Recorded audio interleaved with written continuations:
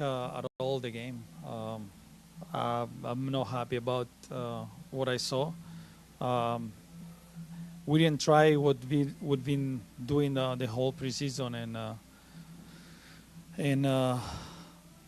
and the first game, And I understand the first games are a little bit hectic, and you play at home. You have that pressure to win, and then this can get in the head of the players. But we need to be over that. We need to grow through what we are working through.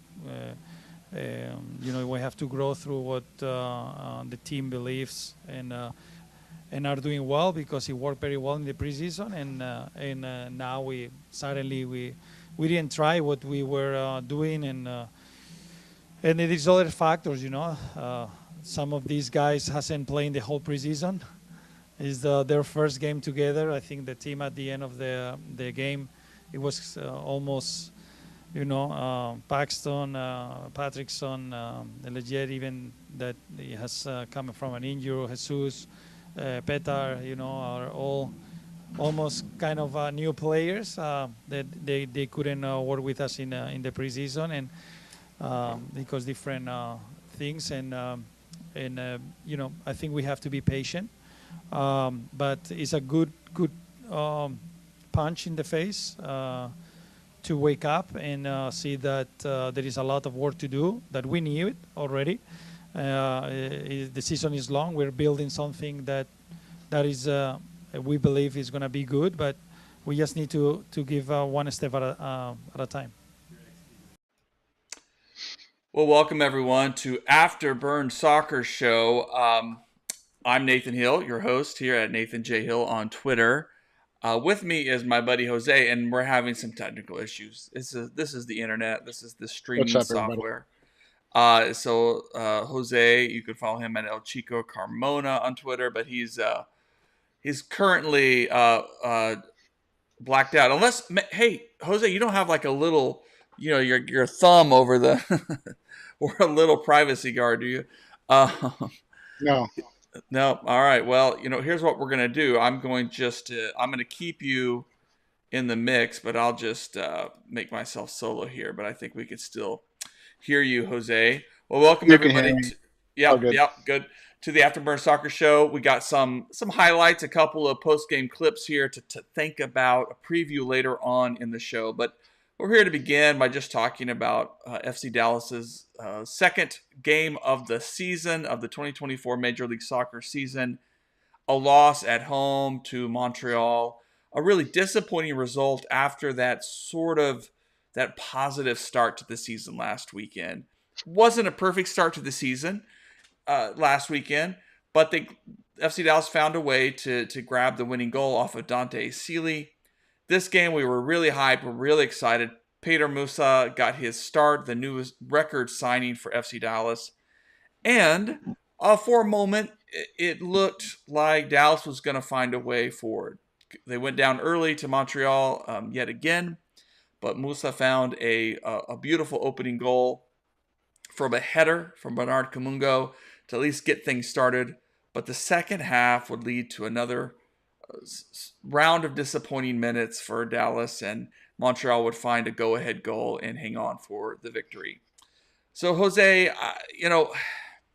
we take that Musa goal as a nice start. I mean, he gets his debut and he gets a goal, and that's what you want from a new signing. But overall, very poor performance from Dallas. I mean, what was your take on it?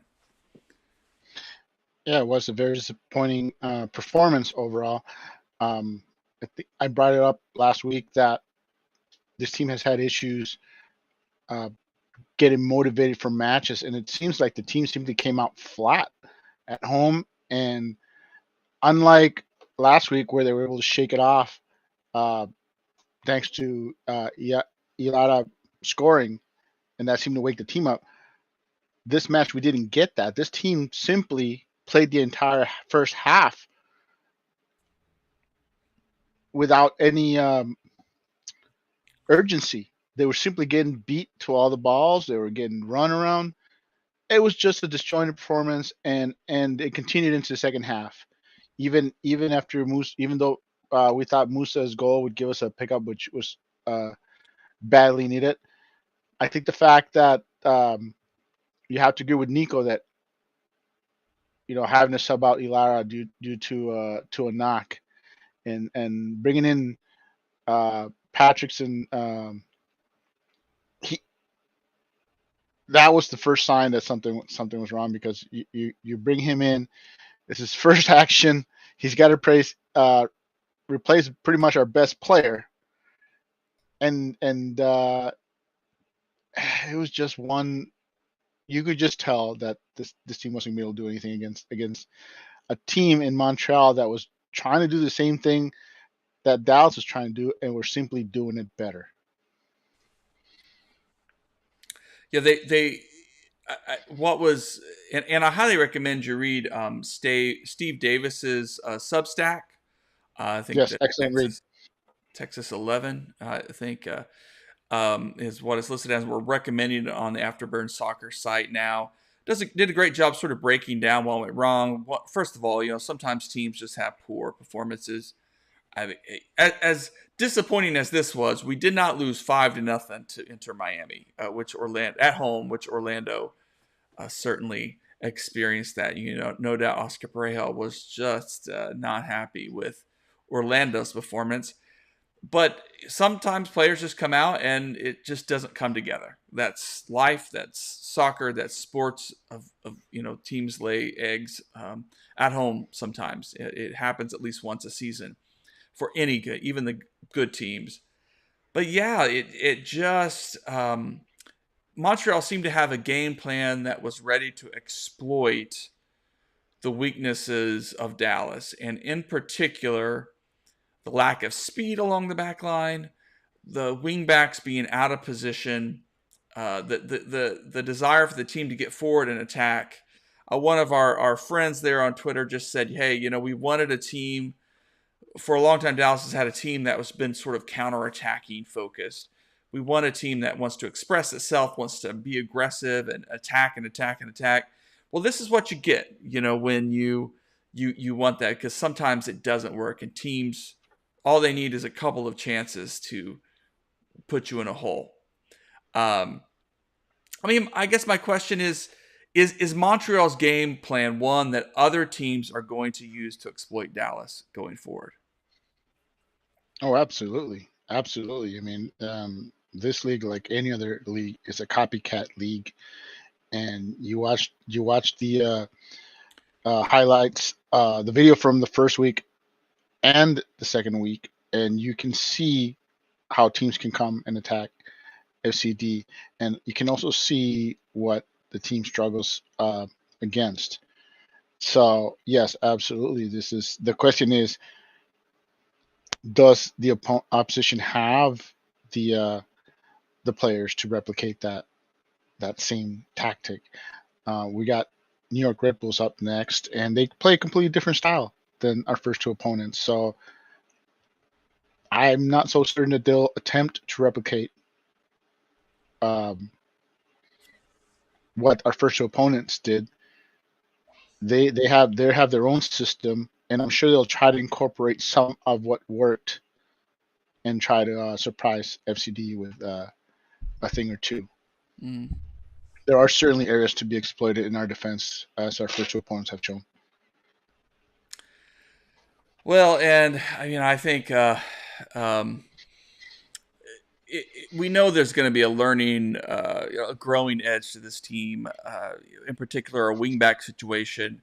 We had Bernard Kamungo, who was a winger last season for Dallas, played out up high on the right wing.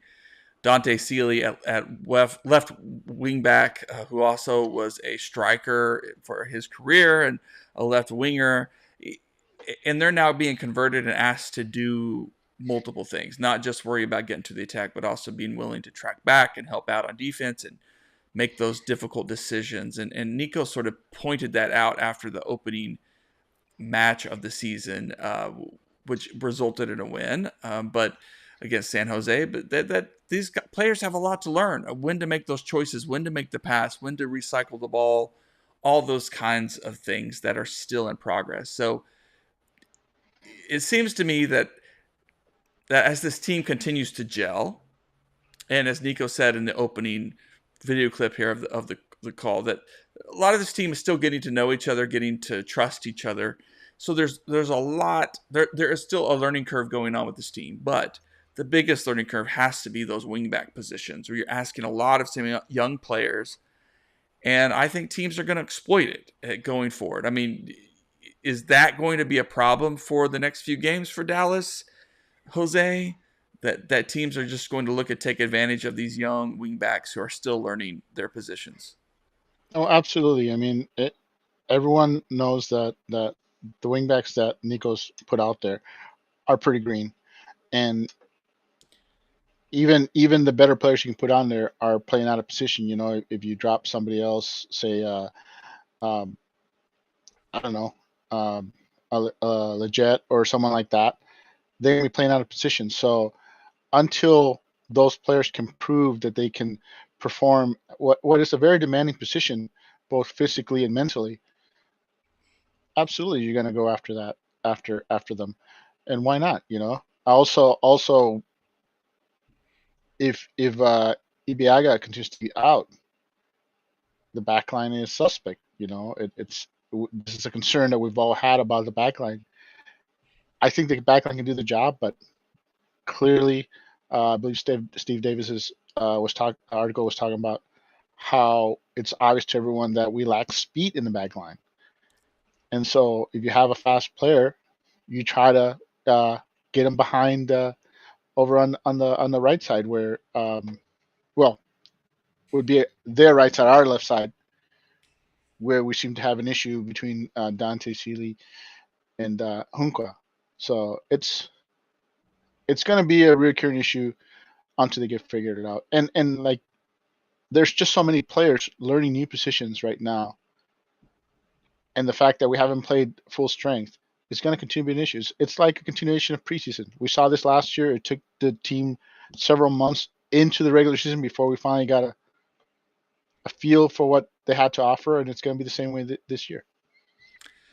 Yeah, Jesus Ferrer making his getting on the field for his first action, recovering from injury, and Paxton Pomacole as well. So that was good to see them on the pitch, and you hope that they'll continue to grow and get their feet under them, and maybe even start this coming weekend.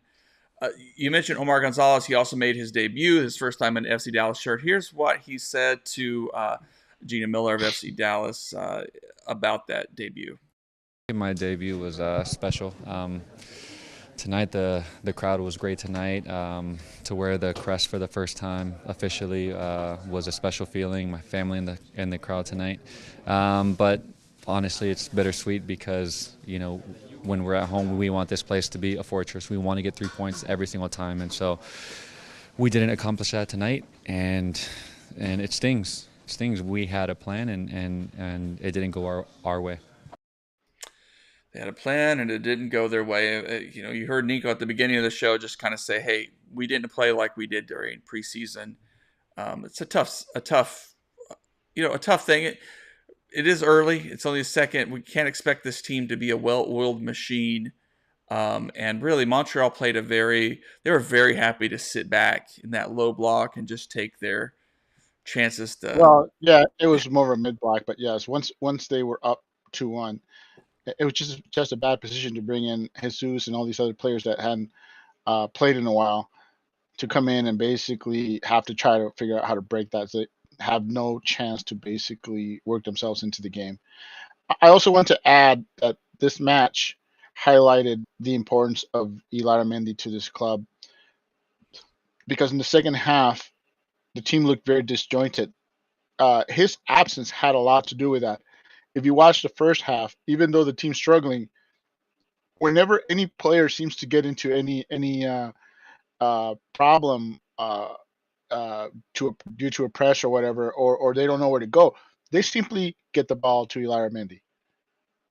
He's there. He's like a you know a comfort blanket for the rest of the team. And with him not there, the team just looked out of sorts. It was just painful to watch the team basically not, like, they didn't know what to do with the ball. Yes, you got to give Montreal credit for that, and I want to say credit to their coach, who I was very critical of his hiring. You know, he's a guy who comes from MLS Next Pro, and thinking, wow, that's who Montreal. But clearly, the guy has his team performing. 4 Mm-hmm. points on the road. That's no joke. So good for him. And Dallas has issues that only time can repair. Well, let's also hear from another debut on the day. Patrickson Delgado got his first appearance, and I believe I don't know if he popped in the first game or not near the end. No, that was his debut. Yeah, okay, it was his debut. Well, and you'll have to do your translation here, Jose, because his interview, his brief comments, one of which I asked just about since his debut and how he can help the team. ¿Cómo te sentiste al debutar en FC Dallas y cómo quieres aprovecharlo? He sentido muy bien, no tan feliz por el resultado que obtuvimos hoy, pero vamos a seguir trabajando para lograr grandes resultados en el futuro.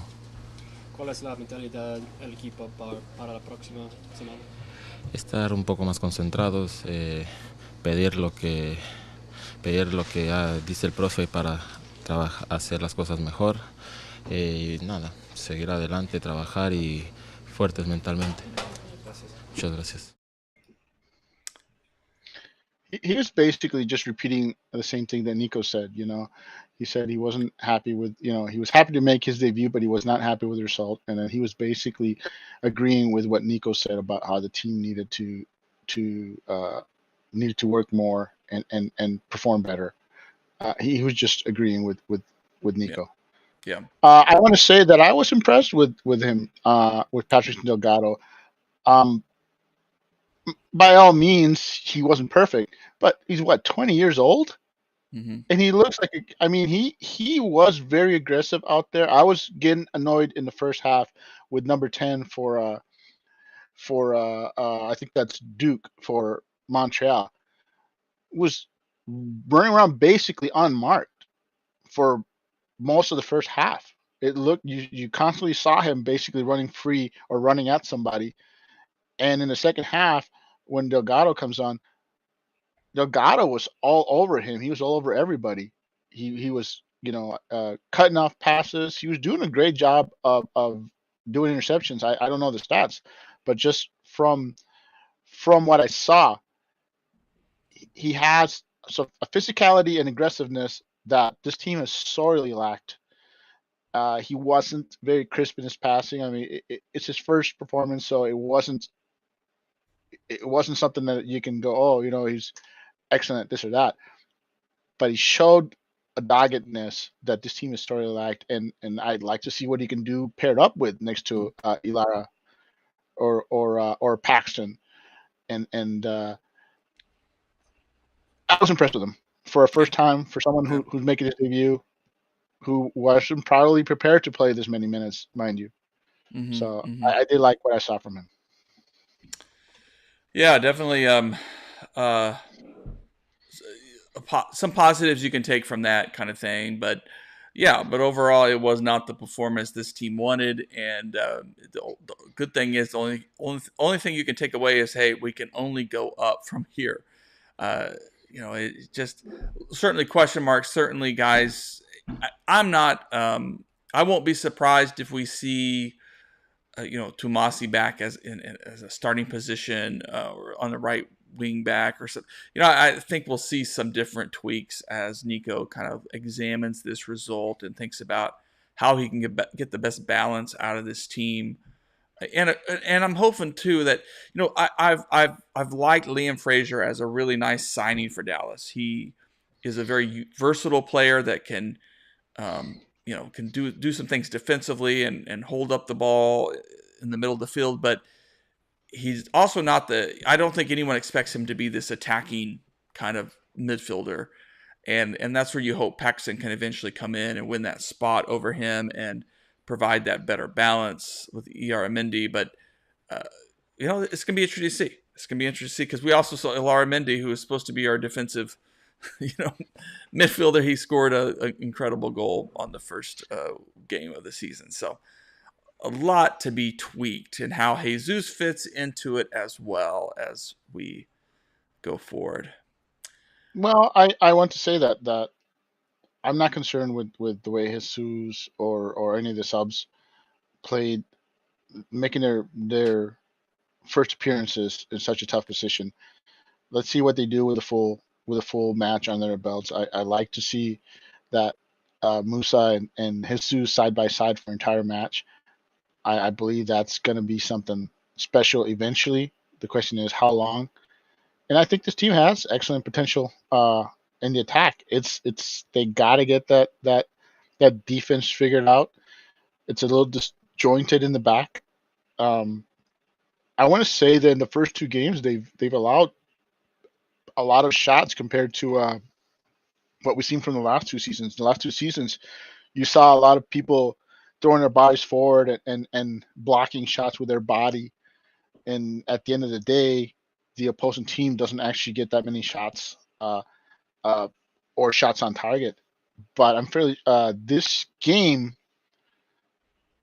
Montreal got just as many shots off as Dallas did, and they actually got 6 shots on target, which is more than 50% of their shots. We saw this last week also, and I think that's a concern.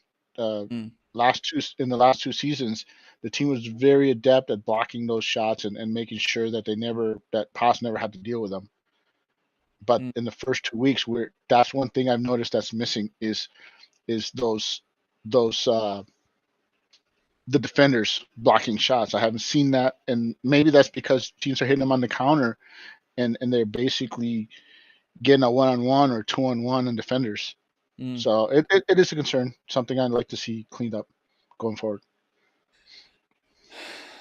Well, a lot to watch for as we look ahead. Look at who FC Dallas is, kind of preparing to face in the coming weeks. They are playing on the road this weekend, correct? Yep, they're going to go up to New York. Yep, and the high press, that's going to be interesting. Going to be a challenge. That's what I was saying. That's what I was saying. They're not likely to try to repeat what our first opponents did, because they play a different style. They play a high press.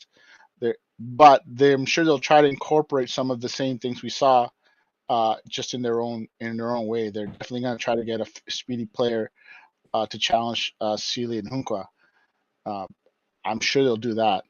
But it should be interesting. I've always been of the opinion that in the past, FC Dallas has success against teams that refuse to bunker against them. Teams that play a high line or press them. FC Dallas in the past, I'm not saying this season, we don't know this season yet, but in the past, Dallas has thrived against those kind of teams. So, being it's a road match, will Nico play aggressively enough to take advantage of that? Yeah. It hasn't been in his wheelhouse for him to do that. I like to see him be a little more aggressive on the road against a team that's not gonna play a mid block or low block against them. Well, good stuff. I think we're going to wrap up the show. I mean, it's tough that, kind of a tough performance is not like, it's too early to point the blame at Nico. It's too early to point the blame at this team. It's just yes, we don't have data yet, right? It's still never good to drop points at home, and that's what stings the most. So they need to get something back. They need to make up for it on the road against New York. Get back some of those points that you dropped. At least 1 point. Well, we're before we close out the show, I do want to share that I got to sit down via Zoom and speak with John Gall, the new North Texas head coach. He was interim at the second half of last season. That interim tag has been dropped. He is the fourth head coach for North Texas, and it was nice to sit down and sort of step back and say, like, hey, John, who are you? Talk about him growing up, how important soccer was to him, his favorite teams growing up, and sort of how his journey brought him to the States. We played some college soccer. Actually was on the practice squad with Dallas Burn. and then was able to get some entries into coaching here in the Dallas-Fort Worth area and have success, and that led him into the FC Dallas Academy. So really energetic guy, really fun to listen to. Here's a little preview of that conversation where I asked him about how he's going to juggle the balance of North Texas's mission, which is not just a team that wants to win, but also a team that may give first team players some minutes to get fit, develop young players, give academy guys minutes, give loanees a chance. How they're going to balance, how he's going to balance all that. Well, I mean, it is a challenge. It is a melting pot, if you like, because again, as you stated, that we do have first team signed players that come play with us. Sometimes they don't train with us. Sometimes they train with us. We have academy kids that we're trying to bleed into the professional environment, and then we have new players that we've signed that have not come from the FC Dallas Academy or the FC Dallas way. So it's a challenge. It really is, but. This is what my job is. My job is a challenge, and I enjoy the challenge. The balance between developing players and winning and being successful is a difficult one, but it's something that I embrace, and it's something that I want young players to understand that, we're not, again, I've said this before, that, we're not just here to develop players. We're here to develop players and to develop winners. And, I don't think there's too many high-level professional players that don't have a winning background or a winning mentality, and that's something that we want to drive into our players, because in all honesty, every kid that we have wants to go win a game, so we're not going to forget that. We're going to drive it, we're going to push it, and within that we're going to give players an opportunity to express themselves and develop as young players to become MLS players or players in Europe or international players, whatever the case may be. I mean, there's not just one pathway. And that's the beauty of the spot that I'm in. And that's what I'm enjoying so much, dealing with so many different moving parts. I've been a coach of multiple teams before. I've been a director of coaching in the youth club, that you're dealing with 1,000,001 different things. So the fact that I'm able to focus on one specific group, but have 1,000,000 things going on within that group is something that's not new to me and something that I enjoy. So it's a great project. There, a little preview from the energy of John Gall, the fourth head coach for North Texas Soccer Club. And in just a couple of weeks, they'll be kicking off their season as well, and trying to put together something stronger than what they did last season. And seeing some of their preseason results, it's been a mixed bag, but should be exciting. Should be interesting to see kind of how this team comes together. And another question I asked him too, Jose, you'll be interested in about, is just like, if he feels like he's getting the support to put together a quality roster to compete. And he was ecstatically just yes, feeling really excited about some of the players that he's identified that they've gone out to get, and other players that they think can help this team's performance.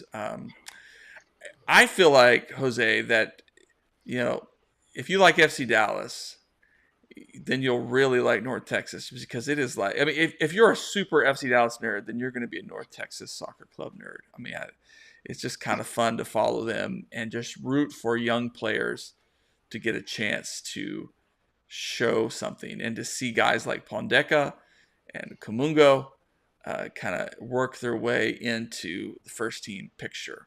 I'm curious to see if they're going to be playing the same formation that FC Dallas is playing.